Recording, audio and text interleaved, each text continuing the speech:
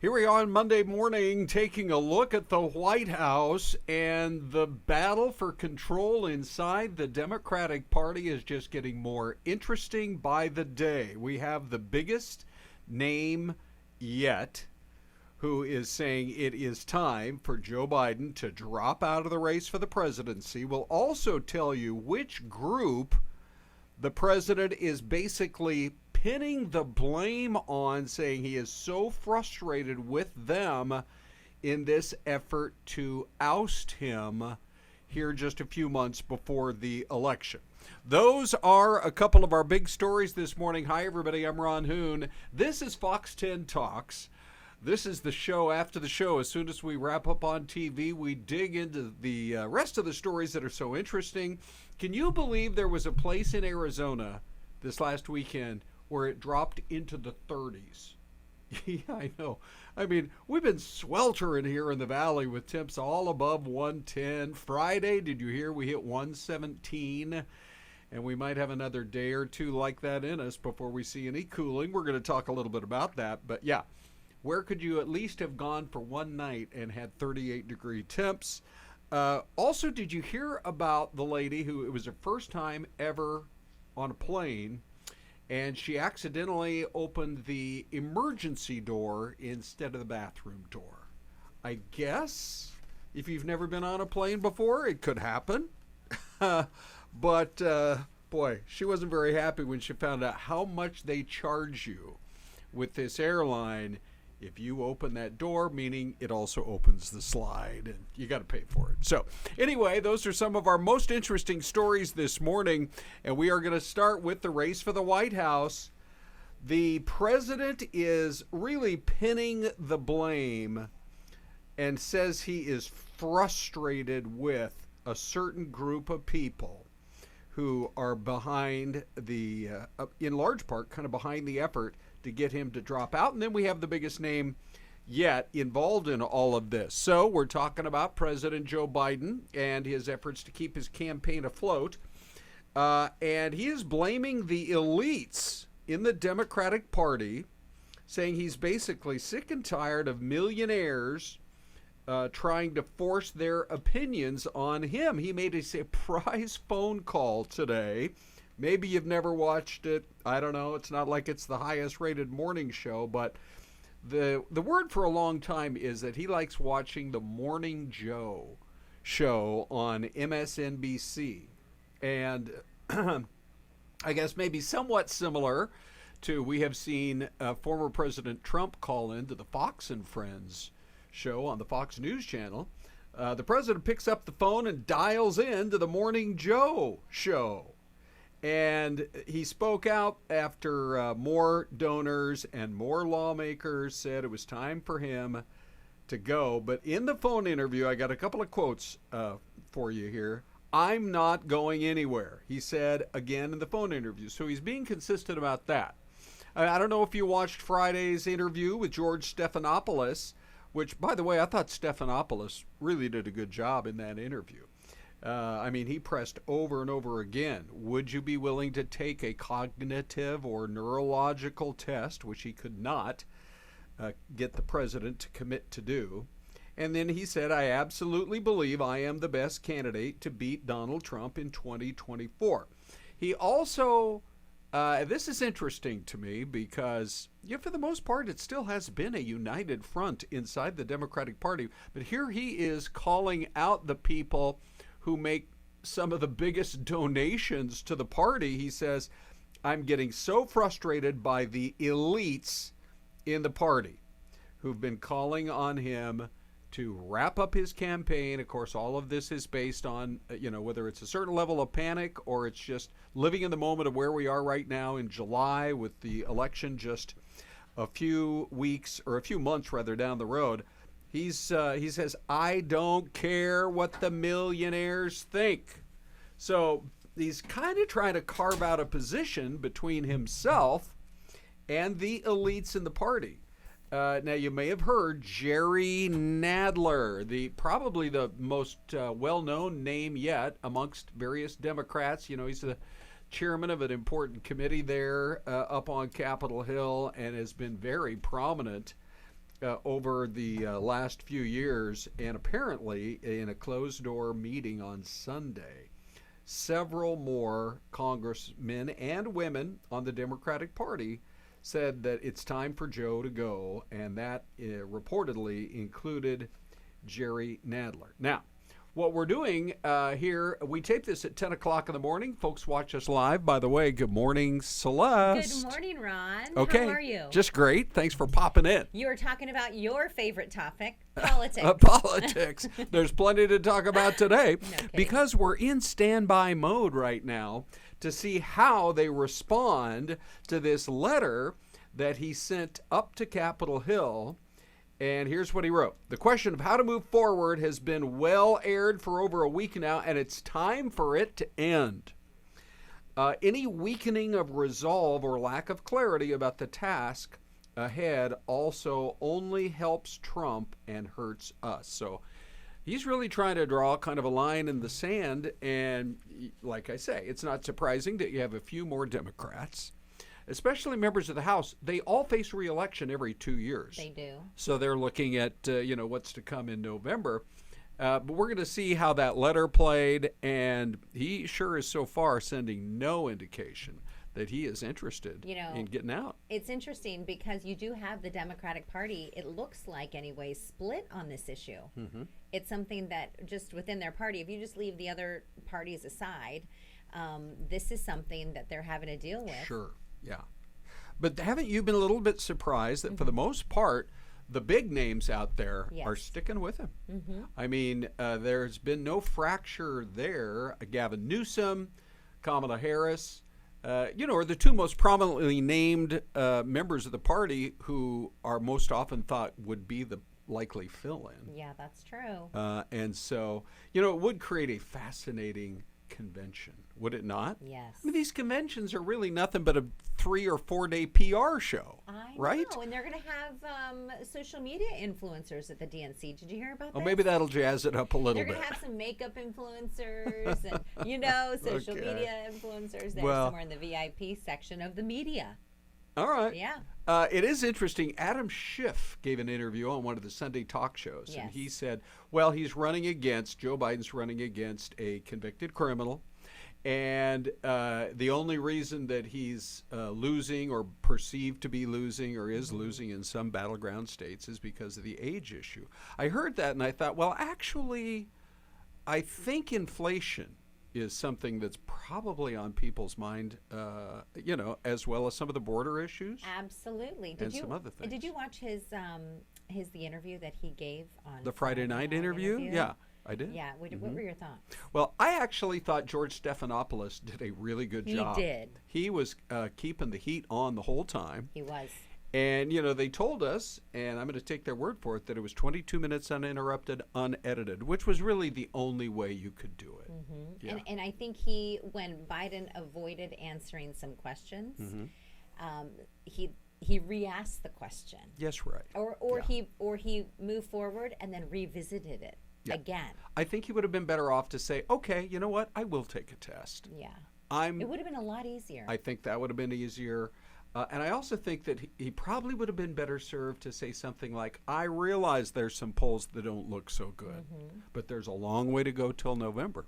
Instead, the Wall Street Journal comes out with the headline on Saturday morning basically saying Biden in denial over where things in the race actually stand. And what was interesting, too? They gave Donald Trump an opportunity to be interviewed as well. Did you see that? Yes. So they gave President Biden 22 minutes, uninterrupted. They wanted to give Donald Trump, and he declined the offer. But maybe to allow the public to see President Biden just uninterrupted. It was his night to have an opportunity to speak to the American public. Wouldn't it have been great, though, if, unbeknownst to the president, if Trump had said, okay. Yeah. And so then George Stephanopoulos starts the interview and says, hey, we have a special surprise guest. Hey, let's pull over another chair. Look who's joining us. Right. That would have been interesting television right there. Just to see the look on his face. That idea just popped in my head. All right, so Celeste, let's go to Sedona and show everybody, it's hot and it's hazy all over the whole state of Arizona. And apparently there's some forest fires up there in southern Utah, and they've kind of been drifting the smoke down this way. But everywhere you look across our entire state, it's been hot. It's been hazy. In the LHC, they're supposed to hit 122 today. In the what's in The LHC. Oh, yeah, Pardon Lake me if I go with the hip lingo, City. Celeste. 122. It is. That's hot. I bet there's gonna be a lot of people on the lake today. Yeah, which I've said, boy, if we could have a big old river like that. Oh yeah. I mean, we got the Tempe Town Lake, but you can't even swim in that. No. But they are very fortunate in Bullhead City and Lake Havasu City to have the river right there. That's for sure. But so there's Sedona, and then we also have pics just from Phoenix. I mean, it is. We think we're looking at, correct me if I'm wrong, 117 today, correct? Ooh, that's warmer than we had about an hour ago. Oh, no, 116. That is correct. But we're breaking a record if we reach 116 because Yes. the former record was 115. Right. But I like where you're going, Ron. High achiever. We're at 116. Right. Why not go for 117? Well, you know what? Vegas hit 120 yesterday at the Wow, airport. That is crazy. Yeah. And my nephew, my sister, they were out there for a baseball tournament over the weekend. Oh, really? And I thought to myself, they're still having this baseball Oh, tournament. that's no good. My nephew's 12. Yeah. And they're still having this. That's crazy. Was it going to be like in the heat of the day? I mean, if it was Yeah. morning, it'd be different. I but- mean, I think it was all day long. Oh, And actually, boy. today's birthday. Happy birthday. Oh, Zachary. good. Yes. Yeah. We welcome all birthdays. Matter of fact, my little granddaughter, Ella Rose. That's right. Having a birthday as well. All right. So, but let's just show folks, there is one place that you've been able to. Now, the secret's going to be out, but the cat's out of the bag. But here we go. There is one place you can go to almost freeze in Arizona. So this is just from the 7th, where the low was 38 degrees. The 7th of June? Yesterday. Oh, just yesterday. Yesterday, correct. So 38 degrees. That was the early morning temp, right before sunrise. So good for Belmont. They need some new housing developments, and possibly maybe they need a TV station. Well, the National Weather Service is there. So maybe they want to just throw up an extra satellite on top of the National Weather Service Sure. and boom. Yeah. Okay. But then the funny thing is they still got all the way up to 92 That is by the crazy. afternoon. Now, that's what you call a temperature swing. No kidding. So, yeah. I mean, it's really hot. Yeah. Well, They you know probably what? don't have any air conditioning up there. Correct. They don't have a lot of AC and Flagstaff either. Right. They did say that was a really unbelievable temperature swing because it's so dry up there as well. We just haven't seen the moisture come in. But the good news is we think the moisture will be returning and temps should drop by this coming weekend, Celeste. Yes. Maybe down to 108 again. Yeah, that sounds It sounds amazing. beautiful. Come on, 108. In any other city of the country, you're like, oh my goodness. In Arizona, we're Yeah. thinking, hey, there's a silver lining. But you know what's interesting about that? We do acclimatize. We really do. Yeah. And so if we could get it down to 108, life would be a breeze, do right? it. It'd be a lot better than 116, that's for sure.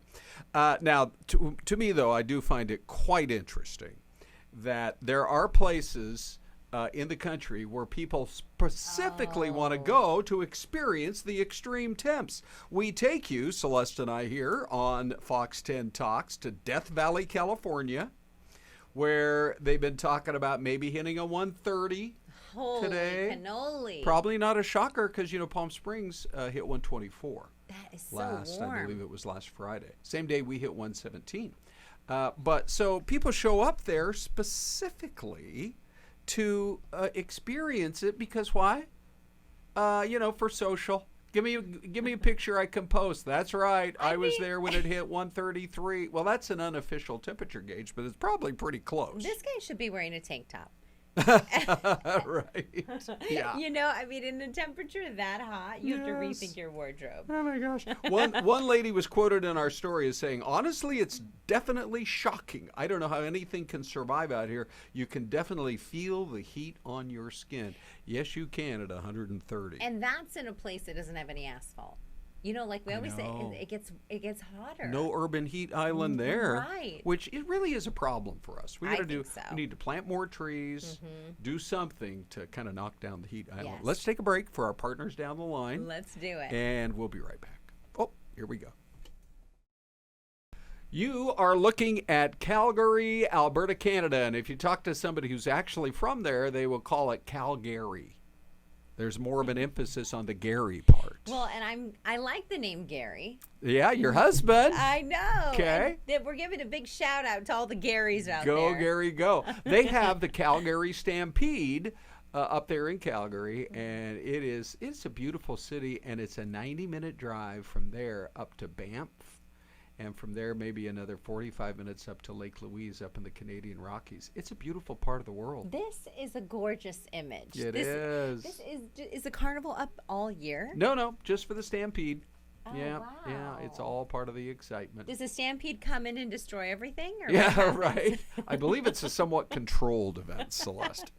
All right, so let's talk a little bit about Texas and what they have been dealing with there, because the hurricane did come ashore. Let's see, that was a little bit earlier today. And these are pictures from the Houston area where they, Ty was saying, that blew my mind. They could have up to a foot of rain today. It's crazy. And it didn't come ashore in Houston because, of course, it's inland, but Galveston was pretty close, and that's, right there on the coast. And Matagordo was where it actually came ashore, which is so far north of Corpus Christi and Brownsville. Those folks down there really dodged a bullet. Well, and here's the thing is that it was a tropical storm. It was downgraded to a tropical storm after it hit that southern tip, right? Yes. In near Mexico. And then it gained more steam because of the warm waters in the Gulf. Oh, coming across the Yucatan Peninsula, yeah. And then it gained more steam in the Gulf and then hit Texas. Right. And it's just going to continue its way to the northeast. And it's going to drop so much rain, not just for Houston, but for all those other areas that are up north of there. Yeah, Fox had been reporting already now up to 2 million people with no power. Yeah. And so it's muggy and it's hot and it's humid And you're worried about wet, flooding. Yeah.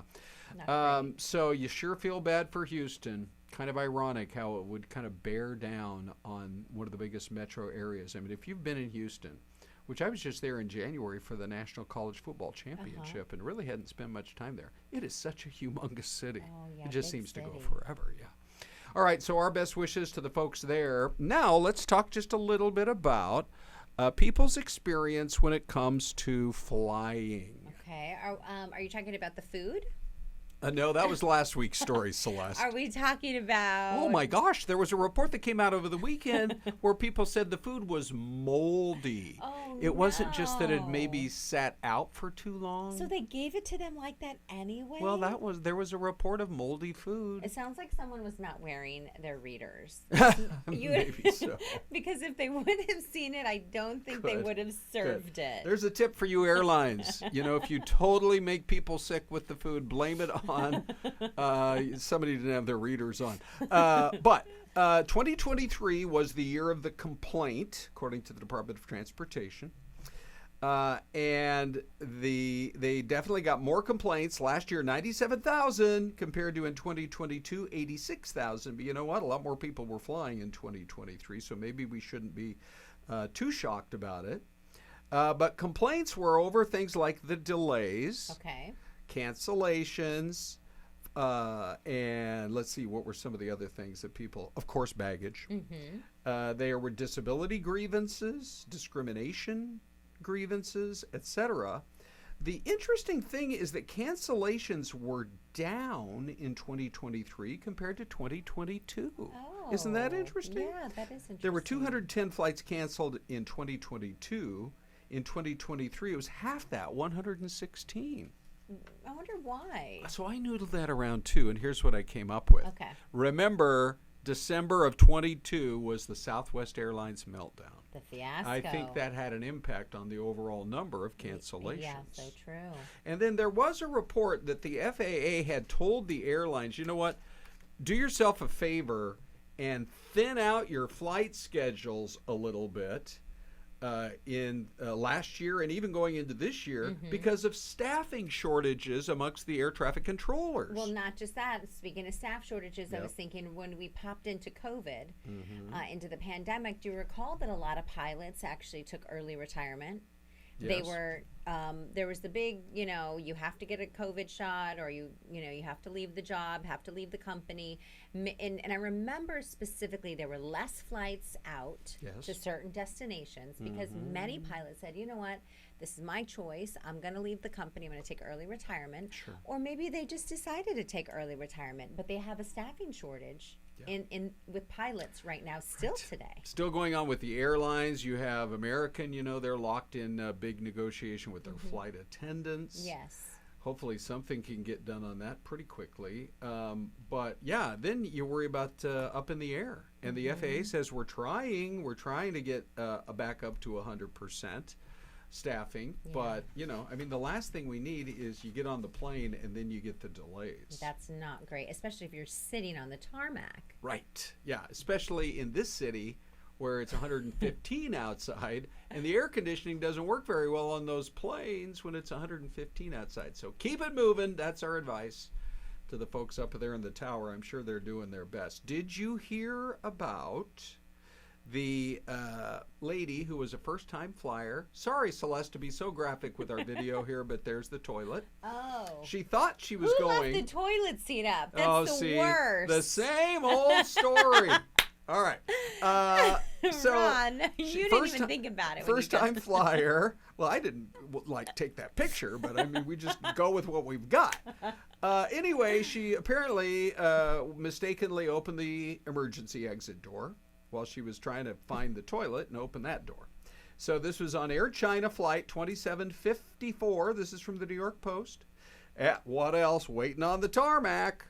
And the rookie flyer, I love the Post, the rookie flyer had gone to the back of the plane and torn open the door without anybody noticing at first, causing the evacuation slide to deploy. Isn't there there's a window in the door? Yeah, isn't there all kind of verbiage and on the door aren't there too? people watching too, the back of the plane? I don't know if she had super strength going that day, but a lot of people on social were like, well, maybe you guys should make just a teensy bit harder to open the emergency door. Or maybe put a sign. Correct. Put a sign up. You know what the sign should say, Celeste? What's that? You will pay the price of the emergency chute unfolding, which it did on this lady's flight. She was they said she was reduced to tears when they gave her the amount that she would be having to write out a check for. I don't know, maybe she could Venmo the airline. I don't know for sure it had to be a check. What nationality was she? Do we know? Do we know if she spoke English? Well, it was Air Chinese? China, and it was in the Zhejiang province. So she was probably Chinese. Yeah. I was wondering if maybe she didn't speak the language. Maybe it was written in Mandarin or something, and she didn't understand it. That could be an issue.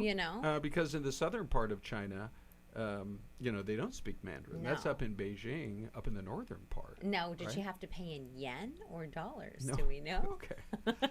If they made her pay in Japanese currency, oh yeah, Celeste, that would not be good. Which is what you're suggesting here. What about the German? Yeah. The dollar. Deutschmark. The Deutschmark. No, the Miss, euro. you have to pay in the euro. Anyway, she has to pay. Let me translate it. Okay. Before we get lost, converting yen to the Chinese yuan. Anyway, $28,000. Wow. Yeah. That's an expensive floaty. Yeah, that's for sure. And then there's the story of the lady who was stunned by the drive-through price that she saw when it was time for her to go to El Pollo Loco. We all love El Pollo Loco around here. Oh, the best. The very best. They have great salads, by the way. I don't know if people realize that. The chicken is so moist. Yes. It's good chicken.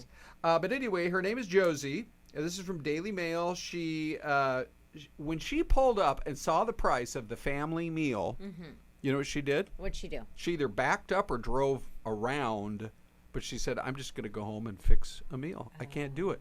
So here's what she tried to order.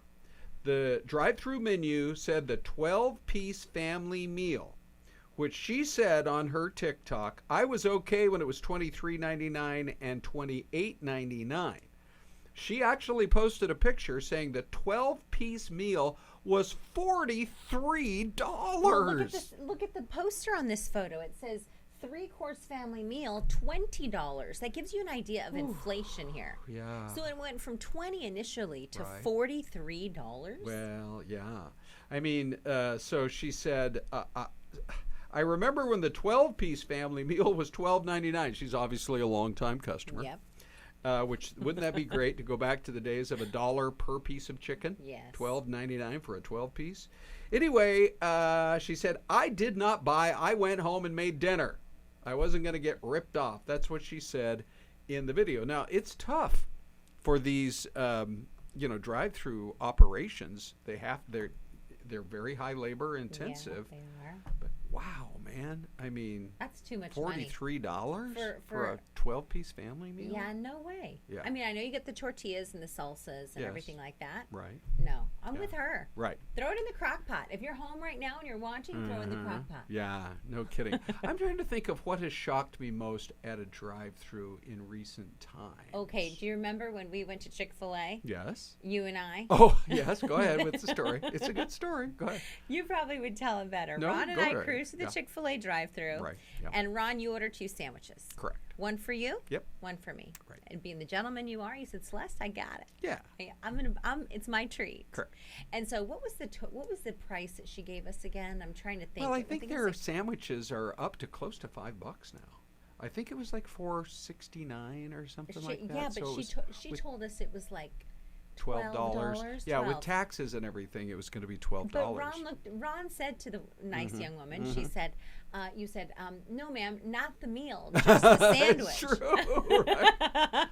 Oh, boy. And she said, sir, I got it. Yes, Yeah, that's for the I know. sandwich. Well, And you're there's sticker shock everywhere, that's for sure. All right, let's go to the mystery cam of the day. Oh, look at this. Oh, it's nighttime. Dean Fazzini with a great Wow. shot with some high rises going high to the sky. So he's trying to pull the wool over our eyes here. Because Really? this is in a different part of the world. Ooh. This is not the United States. Really? Celeste, you seem so confident. Well, because it's dark. Yeah. Oh, good point. Oh, okay. Well, your deductive powers are excellent.